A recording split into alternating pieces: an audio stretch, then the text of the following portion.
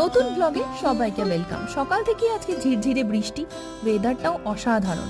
ব্রেকফাস্টে তাই ছিল গরম গরম পোহা, গরম গরম চা, আর হটস্টারে দেখছিলাম একটা মুভি। তারপর আমি লেগে পড়লাম ঘরের কাজে, আর সৌরভ গেল টুকটাক গ্রসারি শপিং করতে। সবকিছু সেরে লাঞ্চ করে অলরেডি দেখলাম প্রচুর লেট হয়ে গেছি, তাই তাড়াহুড়ো করে বেরিয়ে পড়লাম, কেননা আজ যাচ্ছি মুভি দেখতে। তারপর বাইকেও একটু তেল ভরানোর ছিল, তাই পেট্রোল পাম্পে দাঁড়াতে হলো।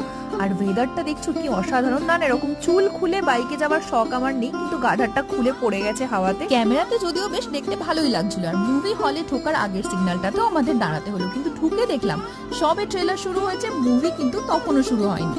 মুভিটাকে এনজয় করলাম, অসাধারণ একটা মুভি আমরা দেখলাম ময়দান। যারা ফুটবল প্রেমী অবশ্যই মুভিটা দেখো। সেখান থেকে আমরা চলে গেলাম সুপার 99 স্টোরে, সেখানে টুকটাক জিনিসপত্র কিনে পেট পুজো করতে চলে গেছিলাম ট্যাকো বেলে। যেহেতু এটা লাস্ট শো ছিল, তাই পুরো মল ফাঁকা।